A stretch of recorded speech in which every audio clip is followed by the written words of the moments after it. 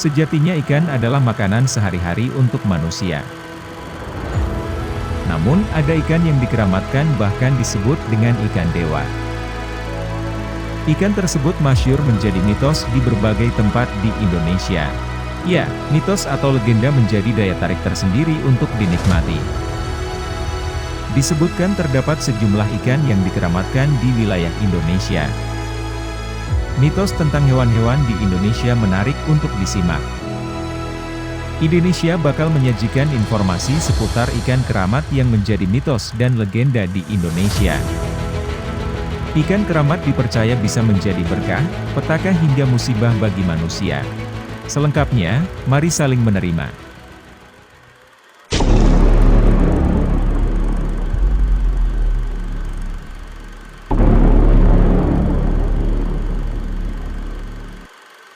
Satu, ikan keramat di Desa Rianiate. Danau Siais di Desa Rianiate, Angkola Sangkunur, Tapanuli Selatan, dihuni ikan jurum yang dikeramatkan. Penduduk sekitar percaya ikan ini tidak boleh dimakan, sehingga ikan jurum berkembang biak cukup banyak di Danau Siais. Penduduk mempercayai jika memakan ikan jurum dari danau tersebut, kelak akan langsung berumur pendek, atau bisa terkena musibah. Ikan ini diyakini menjadi berkah untuk Tapanuli Selatan.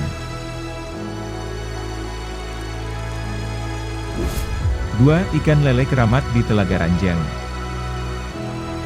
Telaga Ranjeng di Desa Pandansari, Kecamatan Paguyangan, dibangun pada 1924, sebagai bagian dari kawasan cagar alam milik Perhutani Pekalongan Timur. Berada di bawah kaki Gunung Slamet, cagar alam seluas 48,5 hektar ini terdiri dari hutan damar dan hutan pinus yang mengelilingi telaga. Dahulu kala Telaga Ranjeng diyakini merupakan tempat mandi para tokoh kerajaan di Jawa. Udara sejuk dan pemandangan hutan lindung yang hijau serta ribuan ikan lele jinak yang dianggap keramat menjadi daya tarik tersendiri. Pengunjung dipersilahkan untuk memberi makan ikan-ikan keramat. Menurut penurutan warga setempat, pada 1988, banyak penduduk lokal yang menyaksikan adanya ikan raksasa di telaga. 3. Ikan lele keramat di kawasan Rambut Monte. Rambut Monte adalah nama sebuah candi berbentuk segi empat dari batu andesit. Berada di Kabupaten Blitar, di sini terdapat sebuah telaga berair jernih dan tenang. Konon ikan dewa di kolam ini merupakan wujud sebuah kutukan dari seorang guru pada murid yang tidak mentaati perintah. Pada sekitar zaman Majapahit, terjadi pertempuran sengit antara Rahwana, tokoh jahat dalam pewayangan yang dibantu seekor naga melawan Mbah Monte. Singkat cerita, Rahwana dan naga tersebut bertekuk lutut, kemudian mereka dikutuk menjadi Candi Monte. Sedangkan ikan dewa sendiri merupakan wujud dari seorang muridnya yang diminta untuk menjaga candi tersebut, namun ia tidak mematuhi perintah.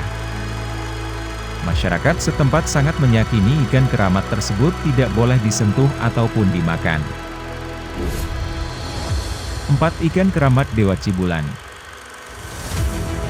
Di Cirebon, ada tempat wisata pemandian air dingin Cibulan. Pemandian ini menjadi salah satu objek wisata tertua di daerah Kuningan. Kedua kolam di sini dihuni oleh puluhan ikan kancra bodas, atau masyarakat setempat sering menyebutnya sebagai ikan dewa. Uniknya pada saat air kolam dikuras, ikan-ikan yang tadinya berada di dalam kolam seakan-akan hilang entah kemana, dan ketika kolam kembali diisi airnya, ikan-ikan dewa tadi akan muncul kembali dengan jumlah yang sama seperti sebelum kolam dikuras airnya. Konon ketika air kolam dikuras, ikan-ikan berpindah ke kolam Cigugur, Kecamatan Cigugur. Mitosnya, ikan-ikan dewa di dalam kolam pemandian air dingin Cibulan ini adalah prajurit-prajurit yang membangkang pada masa pemerintahan Prabu Siliwangi, sehingga Prabu Siliwangi mengutuk mereka menjadi ikan. Sejak dulu ikan-ikan dewa ini tidak pernah bertambah ataupun berkurang jumlahnya. Hingga saat ini tidak ada yang berani mengambil ikan di sana, karena dipercaya akan mendapat kemalangan. 5. Ikan keramat di Gua Ngerong. Sungai dengan banyak hilir mudik ikan di aliran airnya tentu menggoda minat seseorang untuk mengambilnya. Namun hal itu tidak berlaku di Gua Ngerong, Kecamatan Rengel, Kabupaten Tuban, Jawa Timur. Walau di sungainya terdapat ribuan ekor ikan berbagai jenis dan ukuran, tak ada seorang pun yang berani mengusik keberadaan ikan-ikan itu karena dikeramatkan. Konon bila ada yang berani melanggar pantangan itu, diyakini orang tersebut akan segera mendapat musibah. Hanya ikan-ikan yang melewati daerah batas jembatan saja yang diizinkan untuk diambil oleh warga dan dikonsumsi. Mitos ini seolah menjadi pagar betis alami guna melindungi kelestarian ikan-ikan itu. Ikan keramat ini menjadi daya tarik wisata Gua Ngerong. Bagaimana menurut kalian?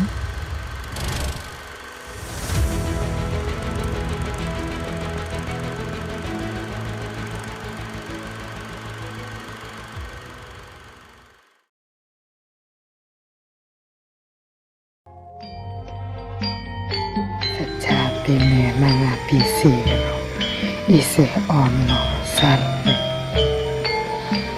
Babagan iki ora angel yen kabeh mau gelem belajar. Ana kidung ing kadang mati, among tuwa ing kawasanira nganakaken proklamasi kami bangsa Indonesia terutama aspirasi rakyat untuk mengadakan reformasi di segala bidang kehidupan bangsa dan negara. Saudara-saudara, di dalam pertempuran yang lampau, kita sekalian telah menunjukkan bahwa rakyat Indonesia di Surabaya, pemuda-pemuda yang berasal dari Maluku, pemuda-pemuda yang berasal dari Sulawesi, pemuda-pemuda yang berasal dari benda ini, maka segala pihak pasti mempunyai keyakinan bahwa pemusyawaratan kita di sini harus kencang